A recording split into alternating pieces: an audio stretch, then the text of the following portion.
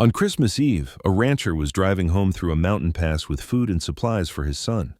The storm was heavy, the road nearly gone. Then he stopped. A woman stood barefoot in the snow, wearing a torn wedding dress. She had run from a church, from a marriage she never agreed to. He recognized her immediately. She was the woman who disappeared from his life years ago without a word. The woman he believed had chosen a better life without him. What happens next will make you believe in quiet miracles and second chances for the forgotten. Before we begin, tell me where you are watching from. Drop your country in the comments below. If you believe no child or animal should ever face fear alone, hit subscribe now and share this story with someone who needs hope. Red Willow, Wyoming sat cradled in a bowl of dark pines and wind-carved hills, the kind of mountain town that looked charming in postcards and punishing in real life. On Christmas Eve, the streets wore their holiday decorations like brave little lies. Wreaths tied to fence posts, lanterns hung from porch beams, red ribbons stiffened by frost. The cold did not sparkle. It bit. Snow had been falling since morning in thick, patient sheets. And now the wind came down from the ridge in long, invisible lashes, sweeping the main road clean and then burying it again. Even the town's small bells, tacked above shop doors to announce customers, sounded tired, as if the metal itself didn't have the strength to ring properly in weather like this. Cole Bennett moved through it anyway, because a ranch didn't take Christmas off, and neither did winter. He was 34, tall and built in a way that made his wool coat hang like it belonged on a catalog model rather than a man who spent his days around horses and wire fences. Cole had a lean, athletic frame, broad shoulders narrowing into a trim waist, earned from long rides and stubborn work, not a gym. His face had the clean, angular lines of someone who smiled rarely but meaningfully. A straight nose, a sharp jaw, softened only by the faint dark stubble he allowed to grow in during cold months. His eyes were a steady hazel, the color of dried grass after a hard summer, and they carried a calm that wasn't natural, it was practiced. Grief had taught him control. 3 years earlier, his wife had died in childbirth, and since then, Cole had learned to keep his emotions packed down tight like hay bales stacked before a storm. He was polite in town, reserved with strangers, firm with men who tried to take advantage, and gentle with those who couldn't fight back, especially small boys and skittish animals. People described him as lived in, like an old saddle, handsome, reliable, and quietly expensive. He had brought his son with him to town because Luke Bennett was 8, and at 8, boys tended to get into trouble if left alone too long with only curiosity and matches. Luke sat beside him on the wagon seat, bundled in a thick wool coat that made him look rounder than he was, his cheeks flushed an apple red from the cold. He had sandy hair that refused to lie flat no matter how hard Cole tried, and bright blue eyes that missed nothing and forgave too easily. Luke was the kind of child who could crack a joke at a funeral and then apologize sincerely for it. Losing his mother so young had left him with an odd blend of tenderness and mischief. He tried to take care of Cole in the way children try to take care of adults, by making them laugh when their faces looked too heavy. The wagon itself was sturdy and plain, a working thing rather than a fancy carriage. Cole had fitted it with an extra blanket layer and a canvas cover because the trip back to Crow Ridge Ranch, his place outside town, could turn deadly if the wind decided to make a game of it. Their 2 horses, a dark bay named Bishop and a lighter chestnut named Juniper, pulled with steady patience. Both animals were older ranch horses with good sense. They didn't waste energy fighting the weather. They simply leaned into their harnesses and kept going. Behind the seat, supplies were tied down with rope: flour, salt, lamp oil, dried beans, a small sack of peppermint candies Luke had begged for, and, because Cole wasn't made of stone, a short, scraggly little pine tree wrapped in burlap. Luke had insisted it was perfect. Cole had called it brave, which made Luke laugh until he nearly fell off the seat. A dog trotted alongside the wagon, shoulders rolling under a thick coat of mottled gray and white fur. His name was Cole, not because he was black, but because Luke had named him the first winter after his mother died, when the boy had decided that anything warm and loyal deserved a name associated with fire. Cole was a cattle dog mix, about 5 years old, with a scar on his left ear and intelligent amber eyes. He moved like a creature built from purpose, always scanning the edge of the road, always alert for trouble. Cole trusted him more than most people in town. They left Red Willow just as late afternoon light began to fade into that bleak bluish twilight winter, like to throw over everything. The sky was low and heavy, a dull pewter ceiling, and the snow came down thicker once they hit the open stretch beyond the last houses. The world narrowed to the crunch of hooves, the creak of wooden wheels, and the hissing breath of the horses. Pines blurred past like dark sentinels. Somewhere in the distance, a raven called, and Luke shivered in a way that had nothing to do with cold. "Pa," Luke said, pulling his scarf up higher, "if Santa gets lost, do you think he'll ask a ranch for directions, or does he just land wherever?" Cole kept his eyes on the road, one hand steady on the reins. "Santa," he said, dry as kindling, "has better navigation than we do." Luke grinned. "Good, because this road looks like it was made by someone who hated travelers." Cole allowed a faint smile at the corner of his mouth. That's because it was. The road climbing toward Red Willow Pass had a reputation. Folks called it Red Willow Pass because the shrubs that grew along the lower slopes turned a rusty crimson in fall. But in winter, there was nothing red about it, only white, gray, and the occasional black of exposed rock. The pass was a long, lonely cut through the hills, a place where the wind could rise suddenly, where snow could bury tracks in minutes, where a man's confidence could freeze as quickly as his fingers. Cole had driven it many times, but familiarity didn't make it safer. It just made him more aware of how fast things could go wrong. About an hour into the climb, Cole stopped trotting and lifted his head sharply, nose working the air. His ears pricked forward, and he gave a low, warning woof that he usually saved for coyotes or strangers near the barn. Cole tightened the reins slightly. "What is it, boy?" Cole didn't answer because he was a dog, but he moved toward the center of the road, then back, pacing in a tense half-circle. Bishop snorted, shaking his head as if he didn't like what the wind was bringing. Luke leaned forward, peering into the snowfall. "Is it a deer?" Cole followed Luke's gaze, eyes narrowing against the stinging flakes. At first, there was only white motion, a curtain of snow shifting in the wind. Then the shape appeared, so still it looked like a trick of the storm.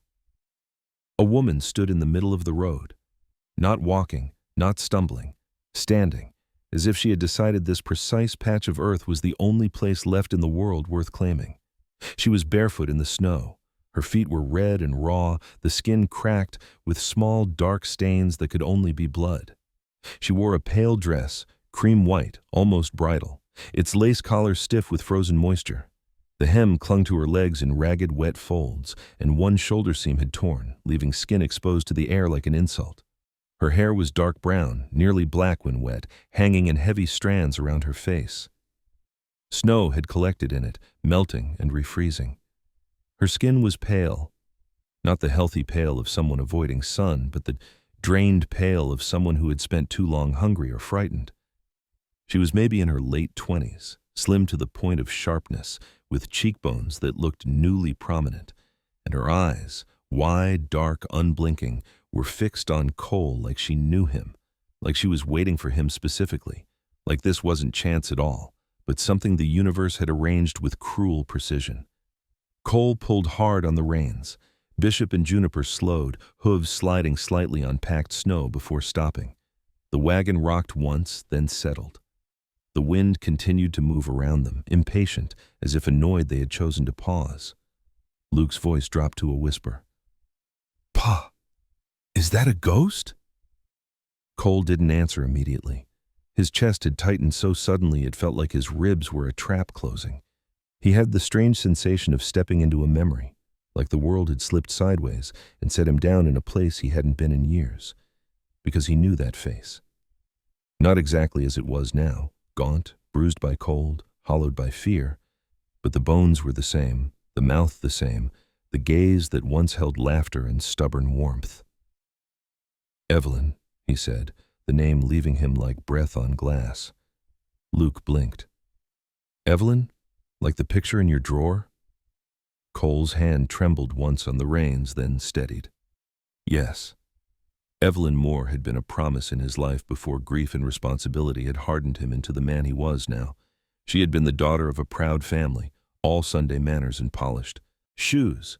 But she'd loved the ranch and the smell of horses, loved Cole's quiet jokes and his steady way of being.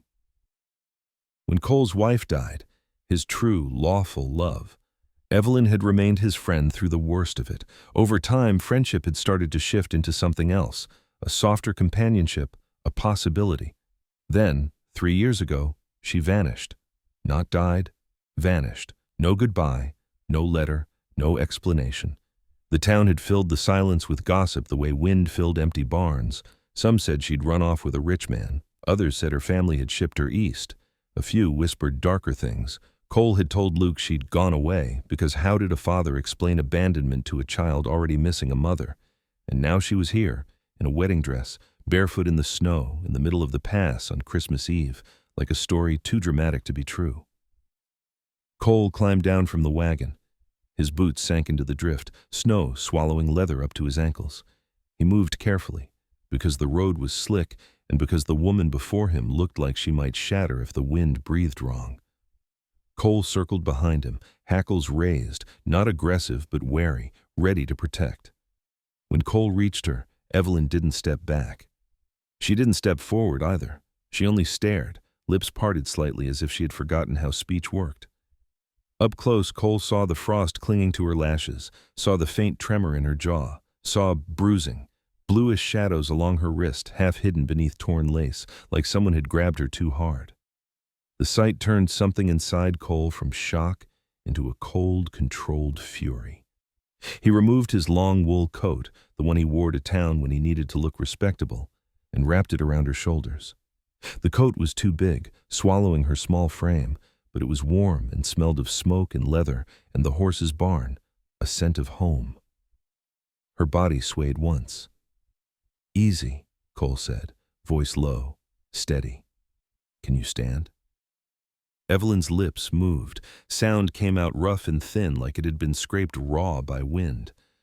I didn't know if you'd stop." Luke leaned forward, eyes huge beneath his cap. "Pa always stops," he called out, then added as if clarifying to the universe, "He pretends he won't, but he does." Cole shot Luke a look that wasn't quite a scold, then he turned back to Evelyn. "Why are you here?" Her gaze flicked to Luke, and something softened, almost painfully, in her expression. Then she looked back at Cole. "I ran," she whispered. "I ran out of a church." The words sounded absurd in the blizzard. A church, a wedding dress, a mountain pass, Christmas Eve. Cole didn't ask for the rest yet, not out here, not while her skin was turning blue and the wind was taking bites out of every exposed inch. He slid one arm behind her back and the other under her knees and lifted her.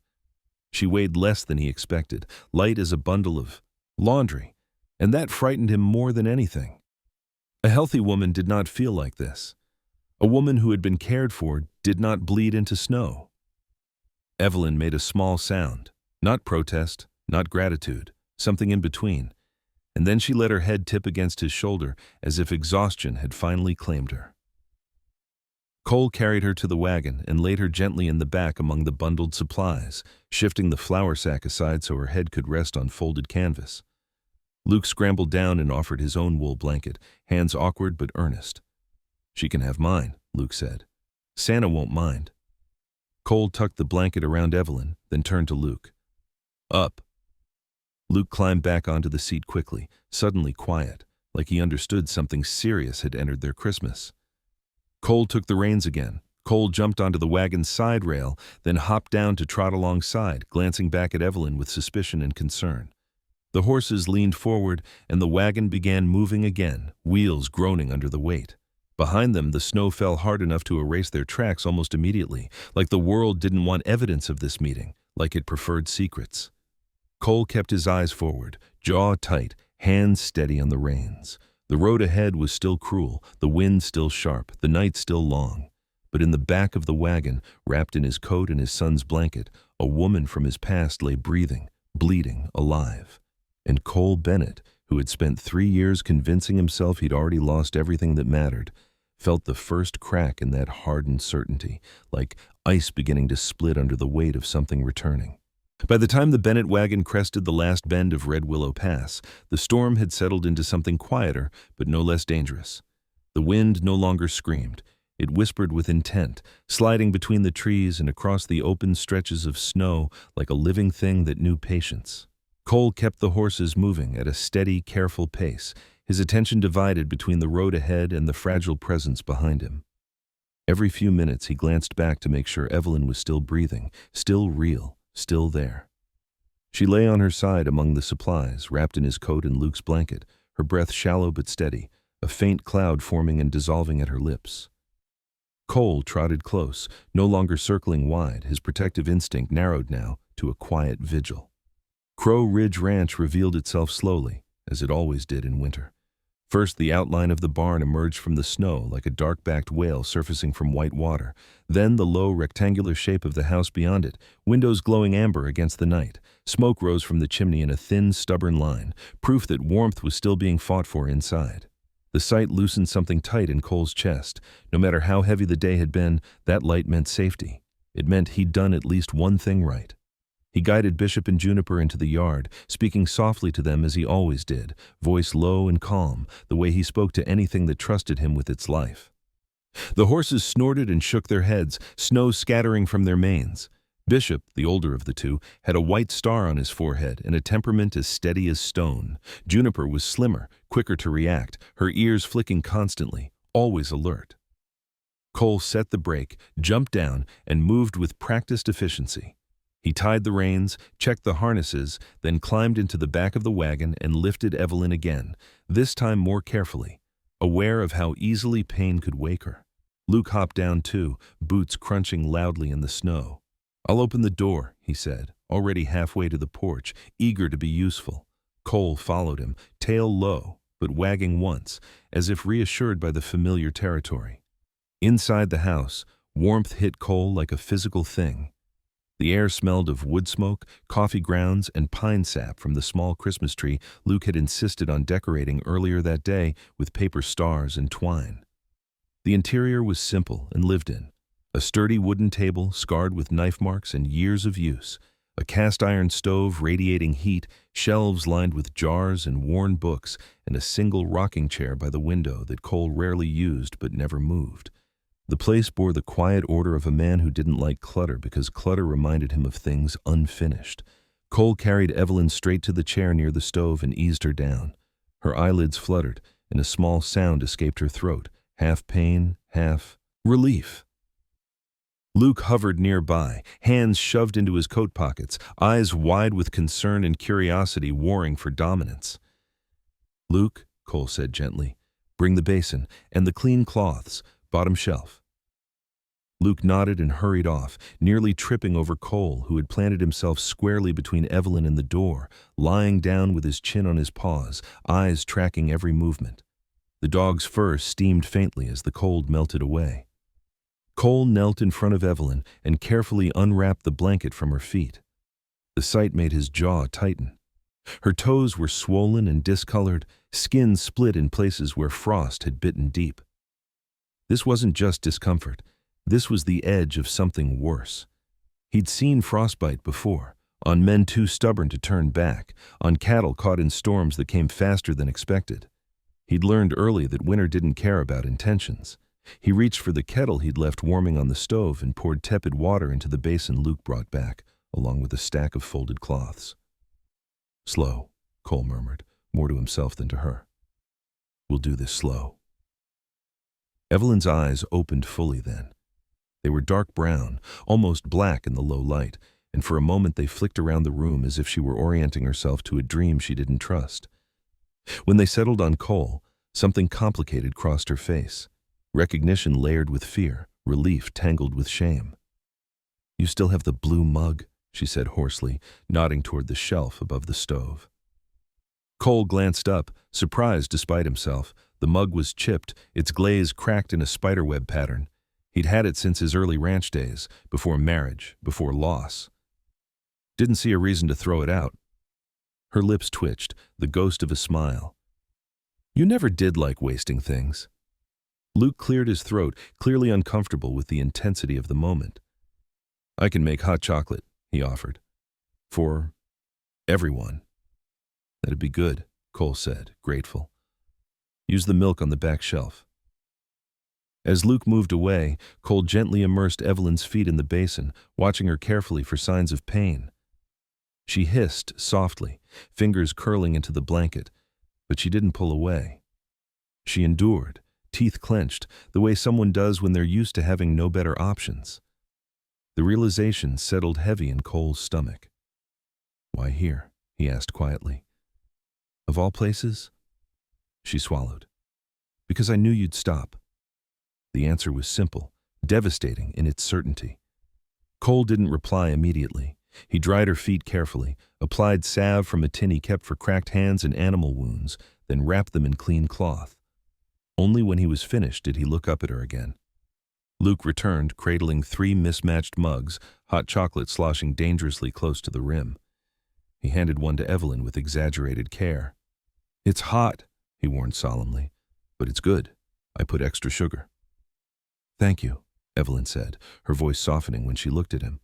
She accepted the mug with both hands, as if the warmth mattered more than the taste. Luke studied her openly, then said, "You don't look like the bad kind of person." Cole shot him a warning look, but Evelyn let out a quiet laugh that ended in a cough. "What's the bad kind?" "The kind who yells or lies," Luke said matter-of-factly, "or steals dogs." Cole's tail thumped once against the floor in agreement. "I don't steal dogs," Evelyn promised, "and I try not to lie." Luke considered this, then nodded. "Okay." Silence settled in, not empty but heavy, pressing in from all sides. The fire crackled. Outside, the wind brushed against the walls, testing them.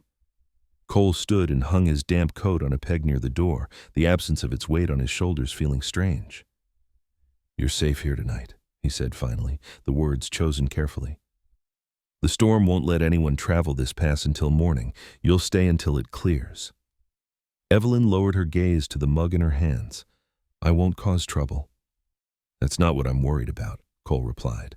She looked up then, really looked at him, and the years between them seemed to stretch and compress all at once. "You look steadier," she said. "Sad, but steadier." "Life does that," he said simply. Luke yawned, the tension finally catching up with him. Cole touched his shoulder. "Bed." Luke hesitated, then leaned in and hugged Evelyn's arm gently, awkwardly, as if unsure of the rules. "Merry Christmas," he said, and padded off down the hall. After he was gone, the house felt quieter, larger. Cole pulled another blanket from the bedroom and draped it over Evelyn's shoulders. She smelled faintly of cold and old fabric and something else, soap maybe, or the memory of it. "You ran from a church," he said, returning to the words she'd spoken on the road. "In that dress, on Christmas Eve." "Yes." He waited. She didn't continue. "Not tonight," he said after a moment. "You don't owe me explanations tonight." Her shoulders sagged slightly, as if she'd been bracing for a blow that didn't come. "Thank you." Cole moved toward the door, then paused. "There's a bed in the back room. It's clean. Warm." She nodded, eyes shining in the firelight. "I'd like that." As she stood with effort, Cole rose too, following her with watchful loyalty. Cole watched them go, the woman from his past and the dog from his present, disappearing down the narrow hall. He remained by the fire for a long moment after, staring into the flames. Christmas Eve had never been kind to him since his wife's death. He'd learned to endure it, not celebrate it. But now, with a storm outside and an unexpected truth sleeping under his roof, Cole Bennett knew one thing with quiet certainty: this Christmas had already changed him. Morning arrived at Crow Ridge Ranch without ceremony. There was no sunrise worth admiring, no dramatic clearing of clouds, only a gradual thinning of darkness into a pale, uncertain gray. Snow still fell, but lazily now, like it had grown tired of proving its power. The storm had not ended. It had merely loosened its grip. The cold remained sharp enough to sting bare skin, and the wind still prowled the hills, quieter but alert, as though waiting for another excuse to rise again.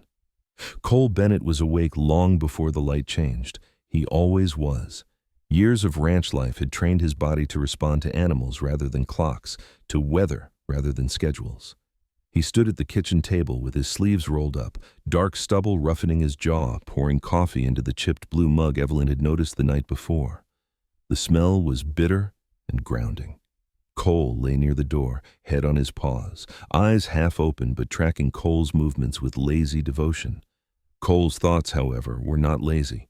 They had been pacing since the night before, circling the same questions without landing anywhere safe. Evelyn was in the back room, alive, warm, breathing under his roof.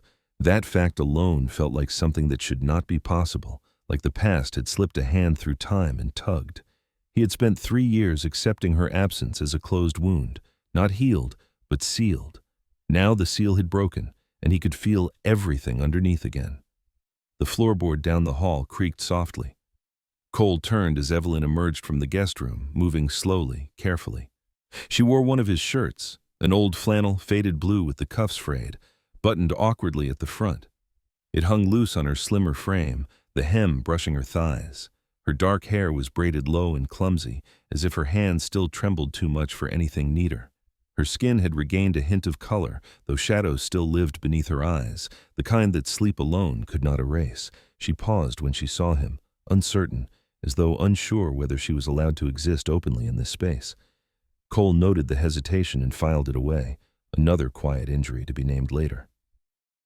"Coffee's strong," he said, breaking the silence before it could harden. "But it's warm." "That sounds perfect," she replied. Her voice was steadier than the night before, though it still carried a rasp like wind through dry grass. He poured her a mug, the handle turned toward her out of habit. She noticed, he could tell.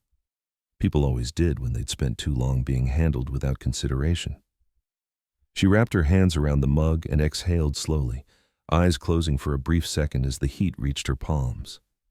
Luke padded in behind her, hair sticking up in impossible directions, dragging his blanket like a defeated flag. He looked between Cole and Evelyn, assessing the morning with a seriousness that didn't quite fit his age. "So," Luke said, climbing onto his chair, "you didn't disappear overnight. That's good." Evelyn smiled faintly. "I thought I might try staying." "Good," Luke nodded. "Pa doesn't like surprises before breakfast." Cole huffed a quiet laugh into his mug. "Eat." They shared a simple breakfast, eggs, bread, a little bacon Cole had saved for the holiday. It wasn't festive, but it was solid, real.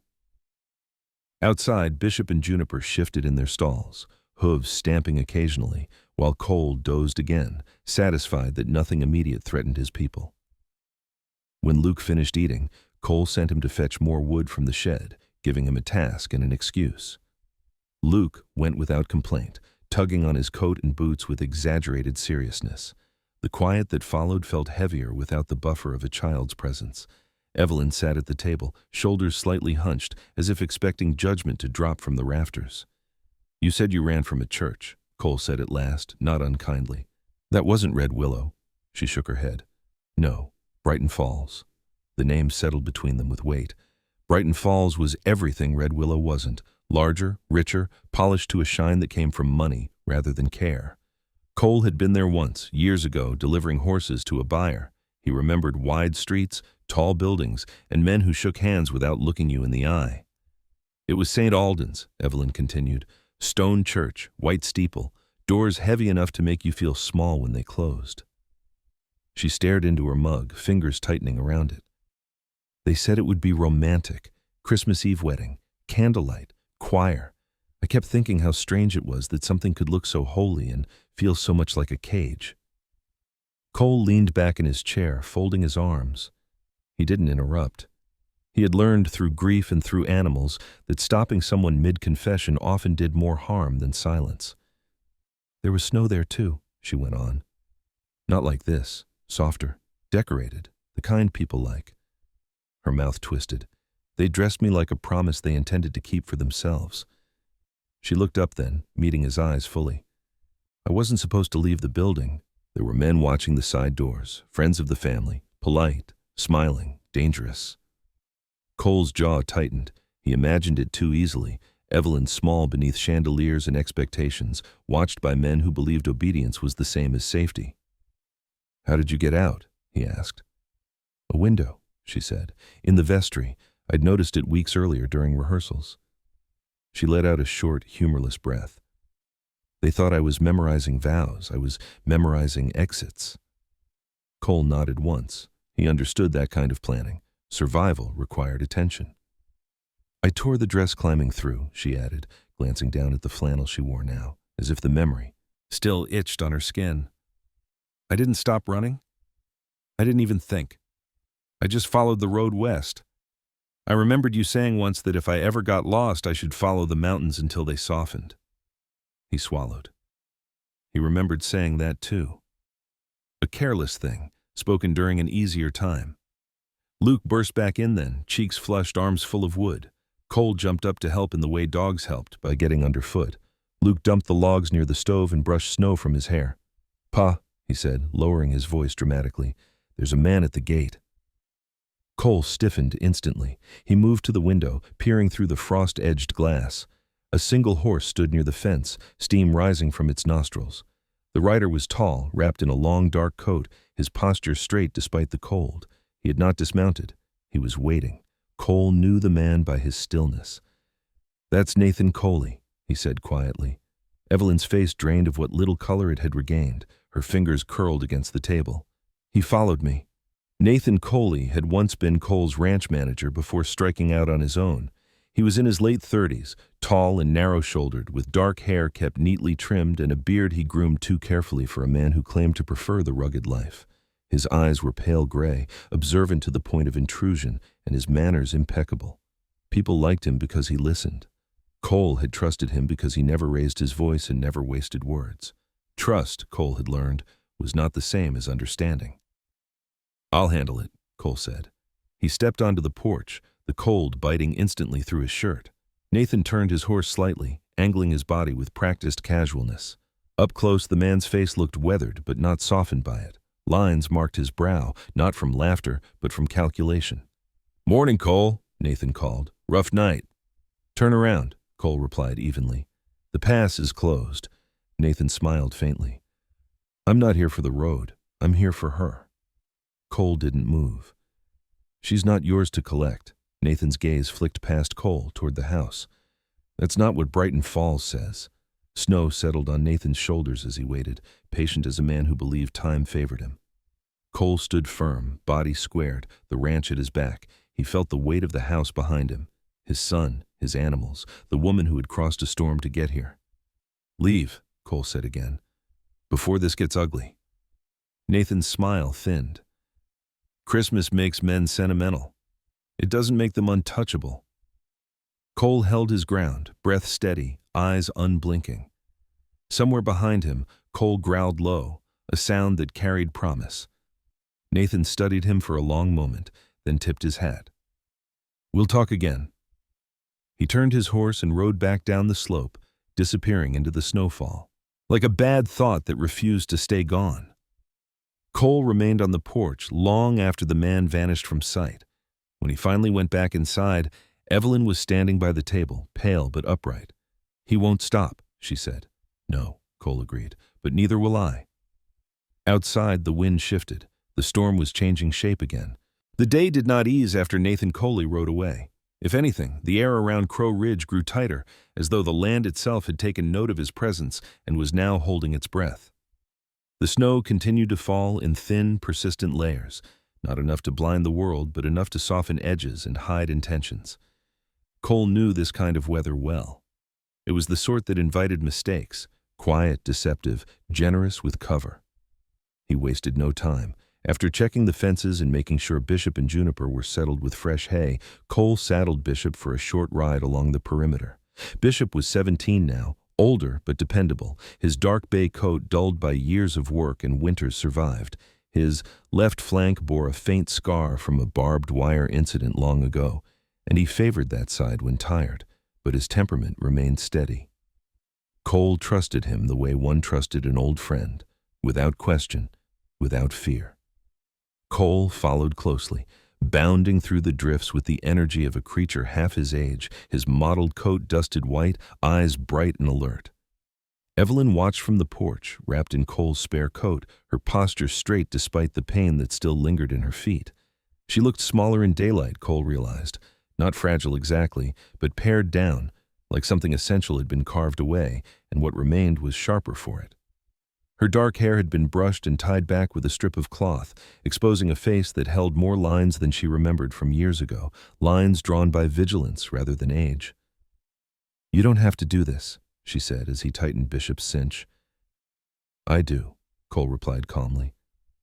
"Not because of him, because of you, and because I won't have surprises on my land." She nodded, accepting the answer, even if it didn't comfort her.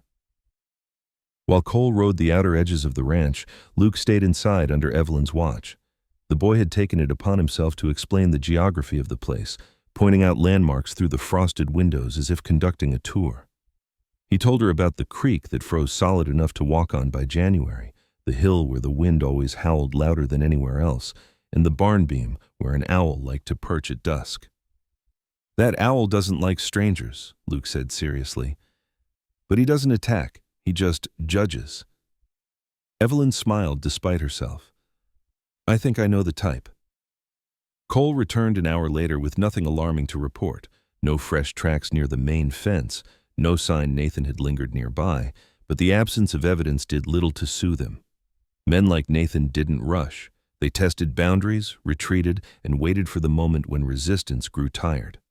Inside, Evelyn had moved from the table to the rocking chair by the window. She sat stiffly, hands folded in her lap, eyes fixed on the snow-covered yard. When Cole came in, she turned toward him, resolve hardening her expression. "There's something I need to tell you," she said. Cole shrugged off his coat, hung it by the door, and gestured for her to continue.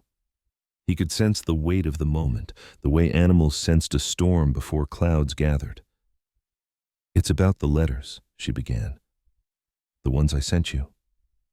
His jaw tightened, but he remained silent. "I didn't just send one or two," Evelyn continued. "I sent 5. Over 3 years." She drew a slow breath. "The first was right after they took me to Brighton Falls. I told you everything. Where I was, what they were doing, how afraid I was. I begged you not to believe the rumors." Cole felt a dull ache spread through his chest. The second came months later. "I was careful with my words that time, afraid someone else might read it. I told you I understood if you were angry, but I needed to know, needed something back." She swallowed, her gaze dropping to the floor. "The third and fourth were shorter. I tried to sound strong. I tried to sound less desperate." Her mouth twisted faintly. "The 5th was the worst. I told you I was going to be married whether I wanted to be or not." Luke had gone quiet near the hearth, listening with a seriousness that did not belong to childhood. Cole exhaled slowly. "I never saw any of them." "I know that now," Evelyn said. "But I didn't then. Every day I waited, and every day there was nothing. I started to believe—" She trailed off. "That I didn't care," Cole finished. She nodded once. The silence that followed was heavier than any argument could have been. Cole stood there, hands resting on the back of a chair, staring at a point on the wall that held no answers. He thought of the nights he'd spent awake, telling himself stories that hurt less than uncertainty. That Evelyn had chosen a better life, that she had looked at the ranch and found it lacking, lies he had needed to survive. "Who helped you send them?" he asked quietly. Evelyn hesitated. "At first a maid at the Holloway estate. Her name was Ruth. She was older, kind, tired in the way people get when they've seen too much and been thanked too little. She took the first 2 letters to town herself." "And the others?" "There was a man who came through Brighton Falls on cattle business," Evelyn said. "He wore a gray coat and carried himself like he belonged anywhere he stood. He said he knew you, said he worked with you once." She looked up at Cole, her eyes searching his face. "Nathan Coley." The name landed between them with finality. "He told me he'd make sure you got them," she went on. "He said he admired you, said you were a good man." Her voice cracked. "I believed him." Cole closed his eyes briefly. The pieces slid into place with brutal clarity. Nathan's timing, his interest, his certainty that Evelyn would eventually be retrieved without resistance. It wasn't just loyalty to Brighton Falls, it was possession, disguised as order. Luke stood abruptly. "That man is bad," he announced.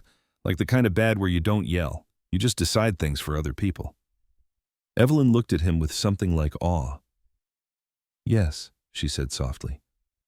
"Exactly like that." Cole ran a hand over his face, the stubble rasping against his palm. Anger burned beneath his calm now, not the hot kind that rushed recklessly, but the slow, deliberate heat that settled in and refused to leave. "He's been playing a longer game than I thought," Cole said, "and he won't stop with words." As if summoned by the thought, Cole lifted his head and growled low. Bishop stamped in the barn outside, the dull thud carrying through the walls.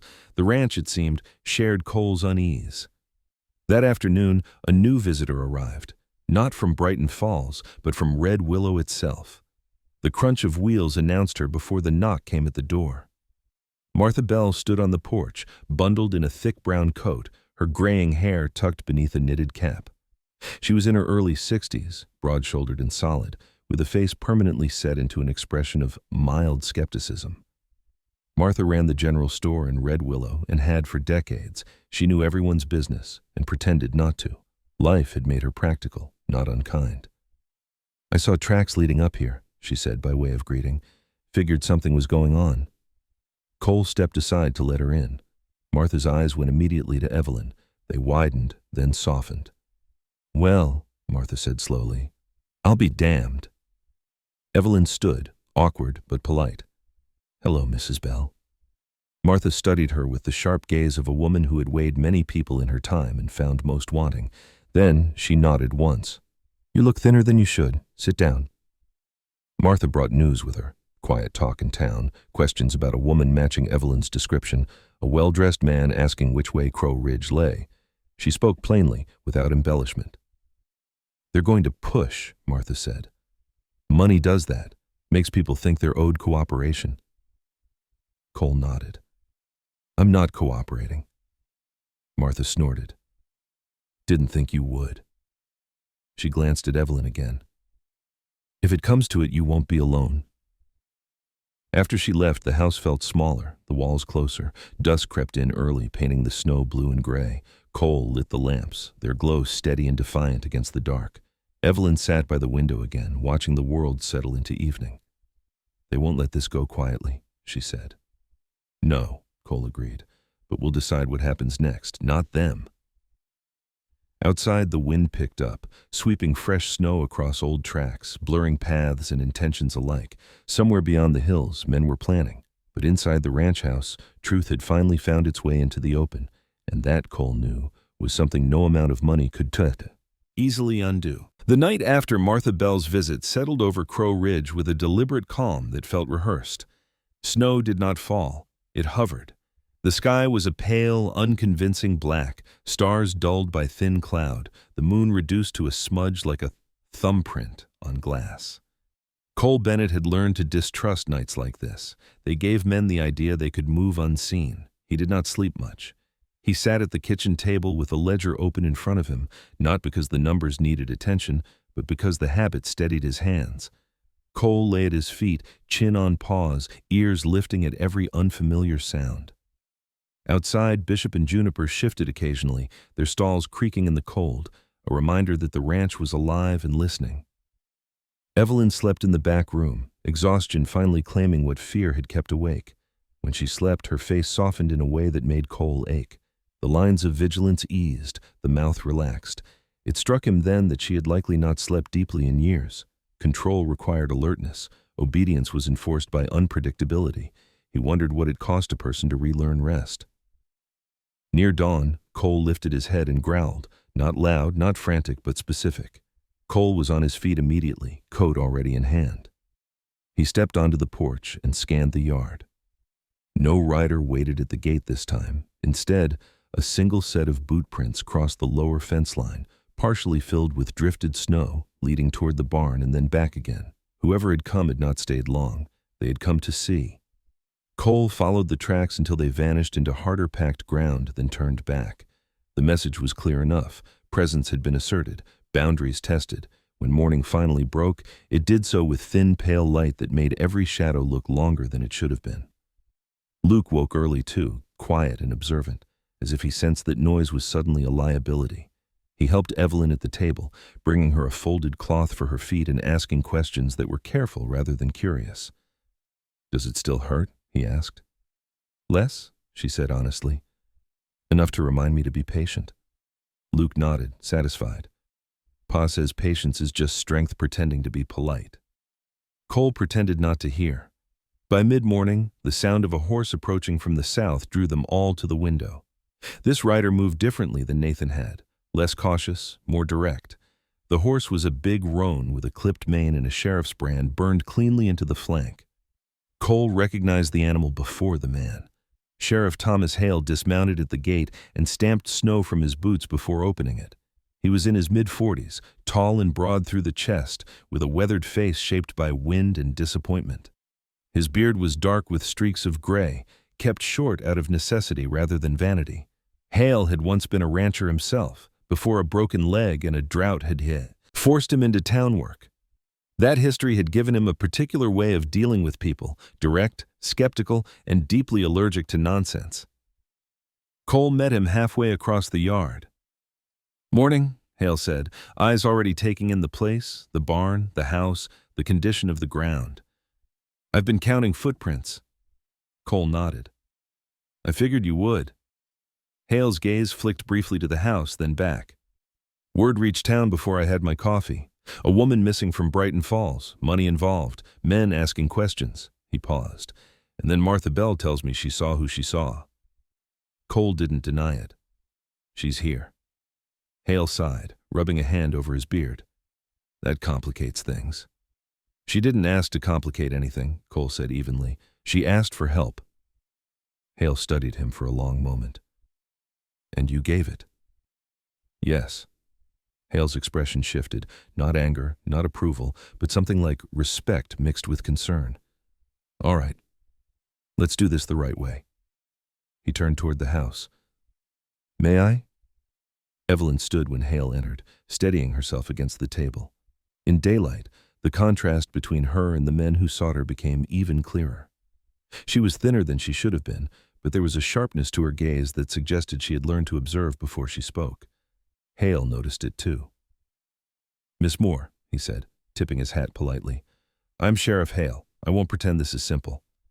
"I won't pretend I want to go back," Evelyn replied. Hale's mouth twitched. "Fair enough." They sat. Luke hovered near Cole, who had positioned himself strategically between Evelyn and the door, his loyalty unambiguous. Hale asked careful questions, where she had come from, how she had arrived, whether she was being held against her will now. Evelyn answered plainly. She did not embellish, she did not plead. She told the truth as she understood it, and the truth was complicated. "She left a church," Hale said slowly after she finished, "in a wedding dress, on Christmas Eve. That alone would raise eyebrows." "She was being forced," Cole said.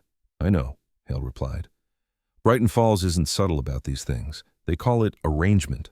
I call it leverage." Hale leaned back in his chair. "Here's the problem. The family involved has lawyers. They'll file papers claiming you're being harbored unlawfully. They'll paint Cole as a romantic fool or a criminal, depending on what sticks." Evelyn's shoulders squared. "I won't let him take the fall for this." Hale nodded. "Good. Because there is another way." He met Cole's eyes, but it requires daylight and witnesses. By afternoon, the ranch yard held more people than it had in years. Hale had sent word to Red Willow, and neighbors came, not out of spectacle, but out of something quieter and sturdier.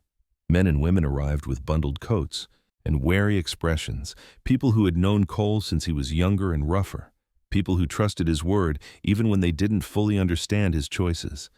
Among them was Isaac Rowley, a wiry man with a limp from a mining accident years back, his beard peppered with white dust that never quite washed out. He brought a ledger and a pen. Clara Finch came too, tall and stern, hair pulled tight beneath her hat, a schoolteacher whose calm had once broken a room full of shouting parents. She carried an air of order with her, and when she stood near Evelyn, she did so like a wall rather than a guard. Hale cleared his throat. "We're here to record statements, publicly." He glanced toward the road. before anyone else decides to tell this story for us." Evelyn stepped forward. The cold bit at her ankles, but she didn't flinch. She spoke clearly, her voice carrying across the yard. She told of Brighton Falls, of the church doors that closed too easily, of the letters she wrote and the man who promised to deliver them. She named Nathan Coley without embellishment, described his manner, his assurances, his interest. She did not accuse lightly. She stated facts. Cole stood beside her, not touching, not leading, simply present. Luke stood between them, one hand resting on Cole's head. When she finished, Hale nodded to Isaac, who wrote quickly, scratching notes into the ledger. Clara Finch asked a few precise questions, dates, places, names, then stepped back, satisfied. The sound of a horse approaching cut through the low murmur. Heads turned as Nathan Coley rode into view again, this time flanked by another man Cole didn't recognize. The newcomer was younger, clean-shaven, dressed too well for the weather, his coat lined with fur. He had the look of someone who had learned authority from books rather than consequence. Nathan dismounted smoothly, his expression pleasant. "Sheriff," he said, "this is becoming unnecessary." Hale did not rise to the bait. "You're late." Nathan's gaze slid to Evelyn, then to the assembled neighbors. "Miss Moore has obligations." Evelyn met his eyes. "I have choices." The younger man stepped forward. "We represent the Holloway interests," he said crisply. "We request immediate—" Hale raised a hand. "You can request all you want. Right now I'm documenting." He gestured to the ledger. "You'll wait." Nathan's smile faltered just enough. Snow began to fall again, light but steady, as if the land itself were marking time. Cole felt the weight of the moment settle in his bones. This was no longer private. It couldn't be undone quietly. Whatever came next would be seen. Evelyn exhaled slowly, then turned to Cole. "I'm staying," she said, not as a plea, but as a statement. "Not hiding, not running." Cole nodded. "Then we stand." As dusk approached, Hale closed the ledger and tied it shut. "That's enough for today," he said. "No one moves." "Anyone anywhere tonight?" Nathan mounted his horse, jaw tight. He leaned toward Cole as he passed. "You're making this harder than it needs to be." Cole met his gaze. "You made it hard first." The riders left. The neighbors lingered, offering quiet words and practical help. When the yard finally emptied, the ranch felt changed. No longer isolated, no longer silent. Inside, as lamps were lit and supper warmed, Cole realized something with a clarity that surprised him. The choice had already been made, not in the yard, not under the sheriff's watch, but the night he stopped the wagon on the pass. And now, there was no turning back. After the neighbors left and the last hoofbeats faded down the road, Crow Ridge Ranch didn't return to its old silence. It settled into something else, an alert quiet, the kind that comes after a bell has been rung and everyone is waiting to see who moves first. Snow continued to fall, soft but persistent, filling in the footprints left by strangers and friends alike. The land was already rewriting the day. Cole Bennett stood at the sink washing plates that were already clean, the repetitive motion a way to keep his hands busy while his mind worked through consequences. Cole lay nearby, half asleep but positioned so he could see both the door and the hallway. Outside, Bishop and Juniper moved restlessly in the barn, sensitive to the tension in the air. Animals always knew before people admitted it. Evelyn sat at the table, her feet propped carefully on a chair, wrapped in a quilt Clara Finch had left behind. The quilt was heavy and handmade, stitched in uneven lines, practical rather than decorative. It smelled faintly of soap and cold air. Evelyn traced one of the seams absently with her finger, grounding herself in something solid. Luke lingered near the hearth, building a careful tower of wooden blocks on the floor. He worked in silence, tongue caught between his teeth in concentration, the way he did when he sensed that talking might break something fragile. Cole dried his hands and turned to Evelyn. The light from the lamp caught his face at an angle, emphasizing the sharp line of his jaw, the tiredness around his eyes. He looked older than his 34 years in moments like this, not worn out but seasoned, shaped by decisions that didn't leave room for innocence. "We need to talk about what comes next," he said. Evelyn nodded. "I know." He pulled out the chair across from her but didn't sit right away. "Sheriff Hale bought us time, not safety. Brighton Falls will come back with paperwork. They'll look for leverage." Evelyn's mouth tightened. "My family will help them." "That doesn't surprise me," Cole said evenly. What does is how calm you are about it. She met his gaze. I spent years learning how to stay calm while being cornered. Fear wastes energy.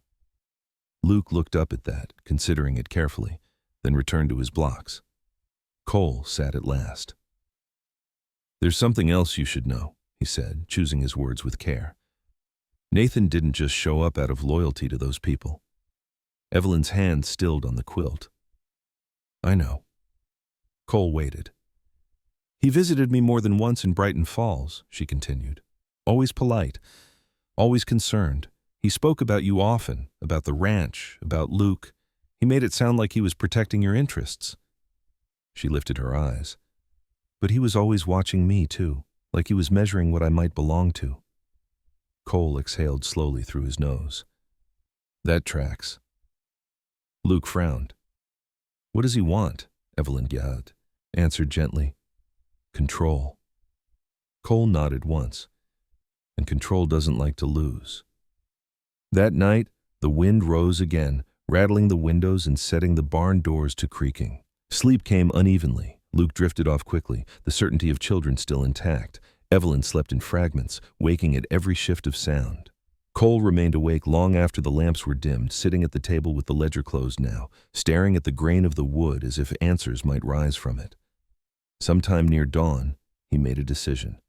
The next morning broke colder, the snow crusted hard enough to crunch underfoot. Cole saddled Juniper this time, choosing her for her speed and responsiveness. She was younger than Bishop, quick-minded, with a nervous energy that could be a liability or an advantage depending on the rider. Cole trusted his own hands to keep her steady. I'm riding into town, he told Evelyn as he pulled on his gloves. I want Hale to file everything formally, and I want eyes on Nathan's movements. Evelyn stood, steady but pale. You don't have to do all of this alone. Cole looked at her. I know. Luke tugged on his coat. I can come. Not this time, Cole said gently. You stay here. You're the lookout. Luke straightened at that, pleased with the importance of the role. As Cole rode down the slope, Cole bounded alongside until the terrain forced him back. The dog stopped at the edge of the yard, watching until horse and rider disappeared into the trees. Red Willow felt different now. The town had always been small, but this morning it felt close-knit in a way Cole hadn't noticed before. People looked up when he passed, nodding, not prying. Martha Bell stood in her doorway, arms crossed, her expression unreadable until she caught Cole's eye. You doing all right? She called. As well as can be expected, Cole replied. She nodded. Sheriff's office is open, coffee's bad but honest. Sheriff Hale was already there, coat off, sleeves rolled, writing at his desk. He looked up as Cole entered. I was hoping you'd come, Hale said. Brighton Falls sent a wire this morning. Cole took the chair opposite him. Let me guess. Demands.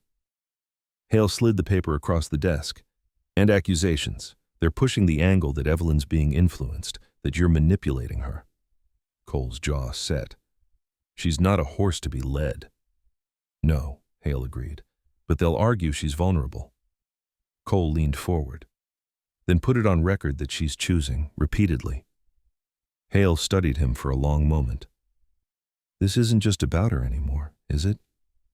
Cole didn't answer immediately. Then he said, No. Hale nodded. That's what I thought.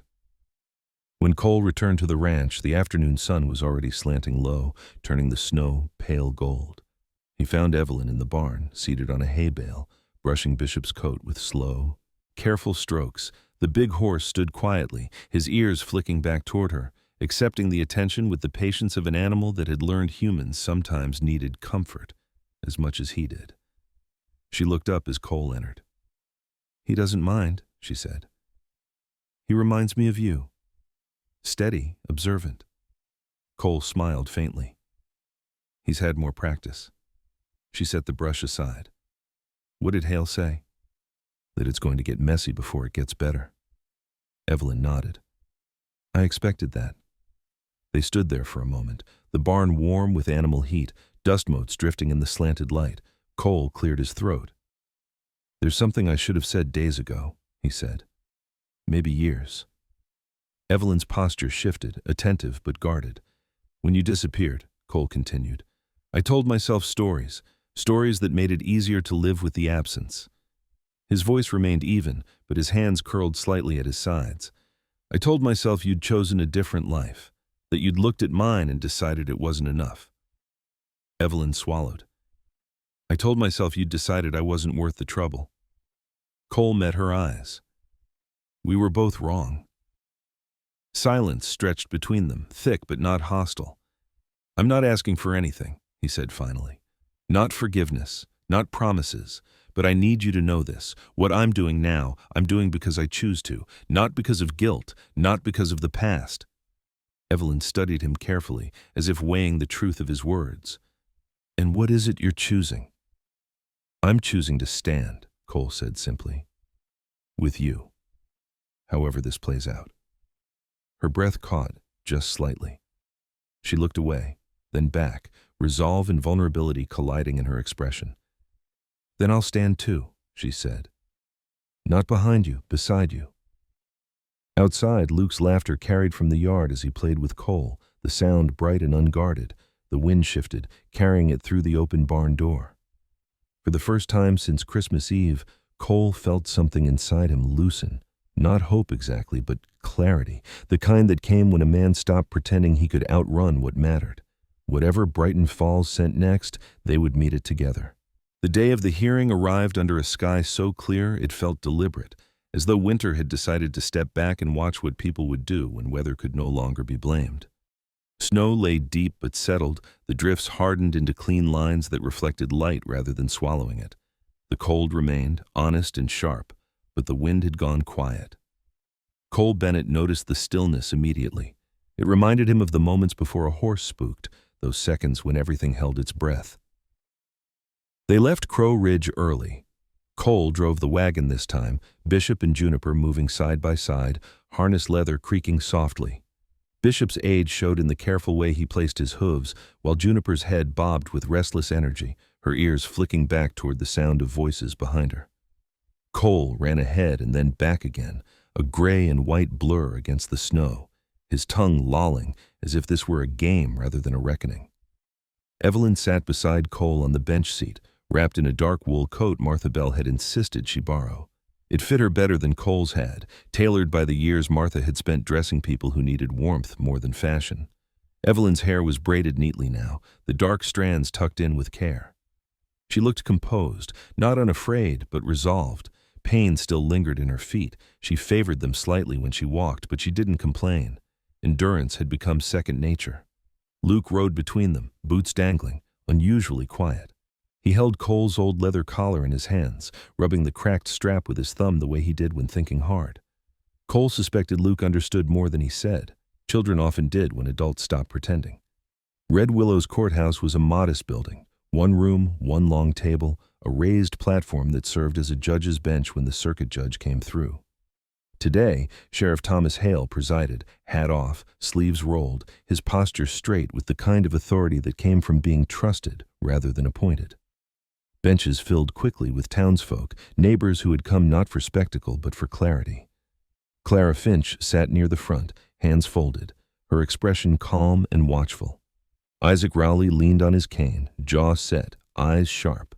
Nathan Coley arrived last. He entered with a man Evelyn recognized immediately and wished she didn't. Trent Holloway cut a striking figure even in Red Willow's plain light. He was in his early 30s, tall and well-built, his dark hair combed back carefully, his beard trimmed to an edge that suggested discipline rather than warmth. He wore a tailored coat that didn't quite belong in a room that smelled of wood polish and cold wool. His eyes were dark, intelligent, and used to being obeyed. Money had shaped him into someone who expected outcomes, not conversations. Trent's presence tightened something in Evelyn's chest, but she kept her gaze forward. Cole noticed the shift in her breathing and adjusted his posture slightly, a quiet barrier without touching her. Sheriff Hale called the room to order. We're here to determine whether Miss Evelyn Moore is being held against her will and whether any unlawful interference has occurred. He looked toward Evelyn. Miss Moore, you may speak first. Evelyn stood. The room seemed to lean toward her, attentive. She spoke clearly, without dramatics. She described Brighton Falls, again, the church, the arrangements made without her consent. She spoke of the letters she wrote and the silence that followed. When she named Nathan Coley and described his assurances, a murmur rippled through the benches. Nathan's face remained composed, but his jaw tightened. Then Evelyn did something Cole hadn't expected. She turned slightly toward Trent Holloway. "You were not cruel," she said evenly. "You were efficient. You believed what was arranged for you belonged to you. That belief is why I left." Trent's expression flickered, surprise crossing his features before settling back into control. "You misunderstand," he said smoothly. "You were protected, provided for." Evelyn met his gaze. "I was contained." Sheriff Hale raised a hand.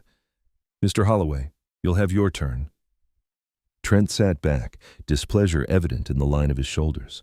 Cole stood next. He spoke less about the past and more about the present, about finding Evelyn on the pass, about offering shelter without coercion, about his refusal to hand her over like property. His voice carried, steady and low, the voice of a man accustomed to being heard without raising it. Nathan spoke last. He framed his words carefully, presenting himself as concerned, helpful, reasonable. He claimed misunderstandings, insisted he had acted in good faith. As he spoke, Cole watched the room shift. The townspeople were polite, but their eyes were no longer neutral. Politeness without trust was a thin shield. Then Sheriff Hale surprised everyone by calling one more witness. "Martha Bell," he said. Martha rose, coat creaking as she moved. She didn't waste words. She spoke of Nathan's visits to her store, his questions, the way he had asked for information without stating why. She spoke of the wire from Brighton Falls and the pressure that followed. When she finished, she looked directly at Nathan. "You don't shop like a man passing through. You shop like a man planning to stay." Silence followed. It was broken by the scrape of boots as Trent Holloway stood. "This is unnecessary," he said sharply. "We have legal counsel. We have documentation." Sheriff Hale nodded. "You do. And you're free to pursue it through the proper channels." He looked at Evelyn. "But today, here, the record will show that Miss Moore is acting of her own will." The gavel came down, not with finality, but with weight. The hearing concluded without fireworks, without handcuffs, but something fundamental had shifted. Authority had moved away from private rooms and into daylight. Outside, the sun sat low, painting the snow in pale gold. People lingered, speaking quietly. Clara Finch squeezed Evelyn's hand once, a gesture of solidarity without intrusion. Isaac Rowley tipped his hat to Cole. Cole barked, tail wagging, sensing relief if not victory. Trent Holloway approached Evelyn as she stood by the wagon. Up close, his handsomeness felt colder, sharpened by expectation. "You're making a mistake," he said softly. "This life will cost you." Evelyn did not look away. "It already cost me. I'm choosing where the rest of it goes." Trent studied her, then nodded once as if recalculating. "Very well." He turned on his heel and walked away, the decision made not to fight this particular battle further, at least not here. Nathan lingered longer. He stopped near Cole, his expression strained. "You think this ends things?" Nathan said quietly. "People like them don't lose." Cole met his eyes. "People like you do." Nathan's lips thinned. He mounted his horse and rode off without another word. The ride back to Crow Ridge was quieter. Luke swung his legs and finally broke the silence. "Does this mean Christmas is saved?" Cole glanced at Evelyn. "It means we have time."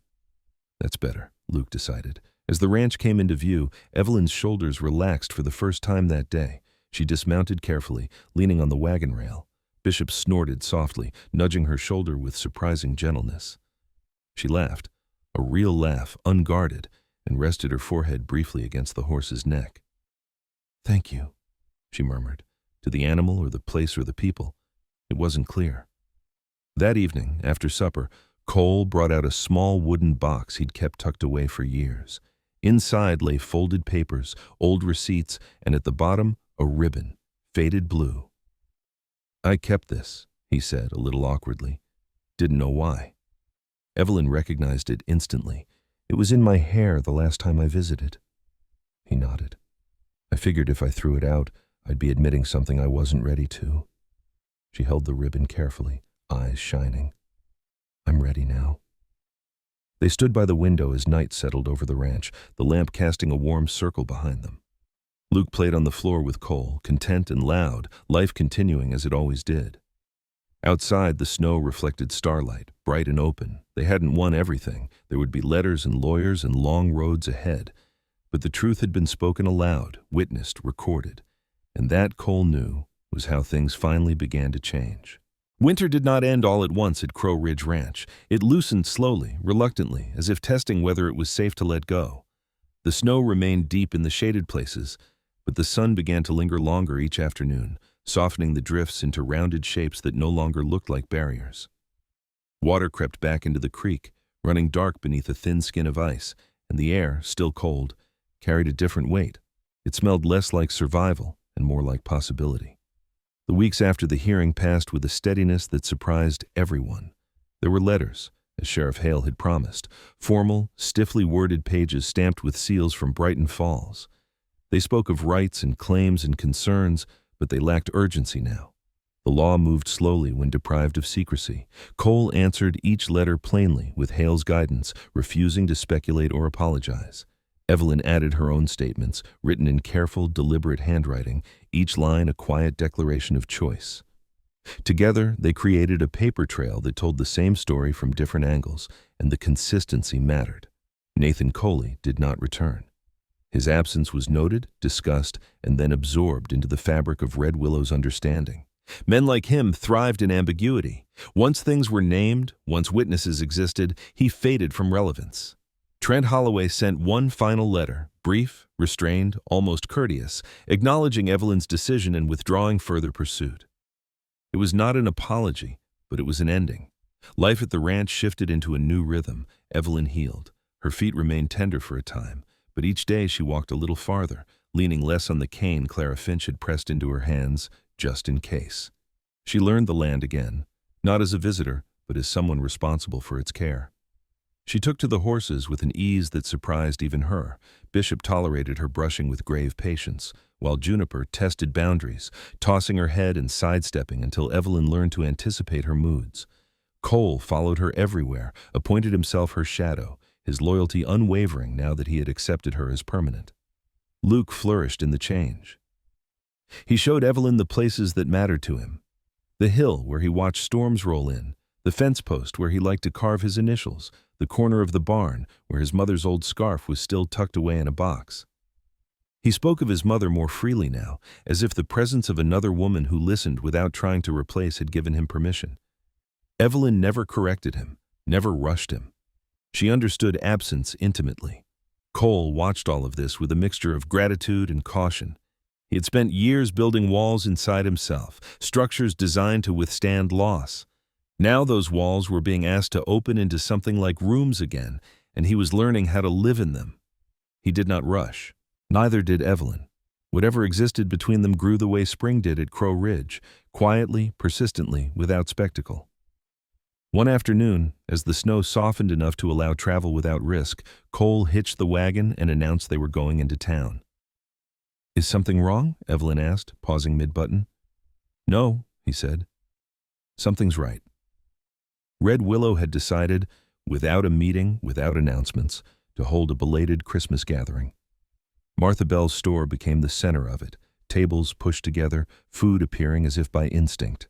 Clara Finch organized children into singing groups that dissolved into laughter more often than harmony. Sheriff Hale stood near the stove, mug in hand, looking more relaxed than Cole had ever seen him.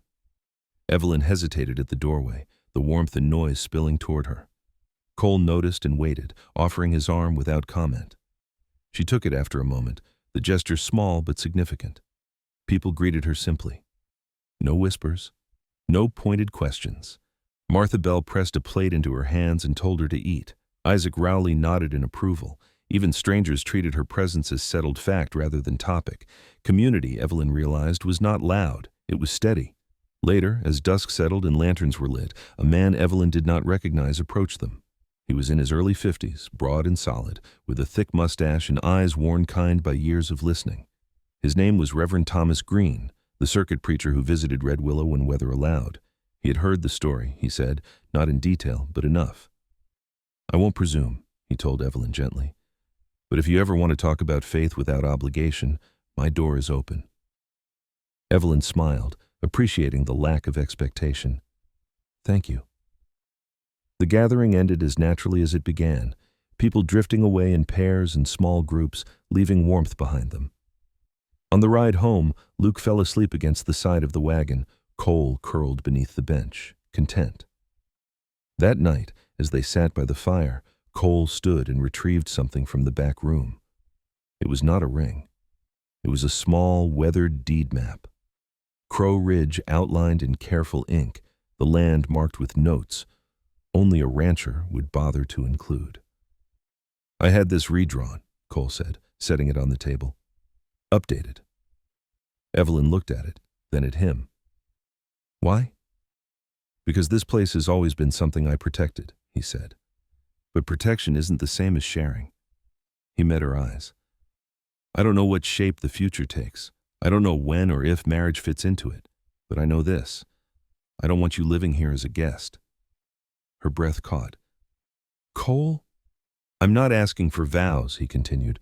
I'm asking if you'll choose this life, with me, with Luke, at your pace. Evelyn studied the map, then him. She saw no pressure there, no fear of refusal. Only truth. I already chose, she said softly. I just needed to know I was allowed to. Spring arrived in earnest not long after. Snow retreated into memory, fences emerged, and the land breathed again. One morning, Evelyn stood at the edge of the pasture watching Luke race Juniper along the fence line, Cole calling instructions that were half caution, half encouragement. Cole barked enthusiastically, convinced this was the best possible use of time. Evelyn rested a hand on her stomach, not in expectation, but in grounding, and smiled. Later that day, Cole joined her, offering a mug of coffee. You happy? He asked. She considered the question carefully. I'm whole, she said. Happy as catching up. Cole nodded. That was enough. They did not marry that spring, or the next. They built instead, rooms added to the house, trust laid down board by board. When they finally stood before Reverend Green one quiet autumn afternoon, there was no audience beyond Luke, Cole, and the horses grazing nearby. Evelyn wore a simple dress. Cole wore his best coat. Luke grinned like he'd orchestrated the whole thing. As the vows were spoken, plain, deliberate promises, the wind moved gently through the grass, carrying the sound across land that had seen hardship and held it without judgment. The road that had brought Evelyn to Crow Ridge in the snow remained, winding and imperfect, but it no longer defined her story. Home did. Sometimes miracles don't come with thunder or bright light. Sometimes they arrive quietly, in the form of a man who chooses to stop, a woman who chooses to run toward freedom, and a child who is finally not afraid anymore. Maybe that is how God works most often. Not by changing the whole world at once, but by placing one moment in front of us and asking what we will do with it. In our everyday lives, we all stand at crossroads like that. Moments when helping costs us something. Moments when love feels risky. Moments when it would be easier to keep driving. This story reminds us that choosing kindness, courage, and truth can become a miracle for someone else and sometimes for ourselves too. If this story touched your heart, please share it with someone who may need hope today. Leave a comment and tell us where you are watching from. We would love to know. And if you believe that no child, no soul, and no living creature should ever face fear alone, subscribe to this channel so we can continue sharing stories that matter. May God bless you, protect you, and bring peace to your home. And may quiet miracles find you exactly when you need them most. Thank you for listening.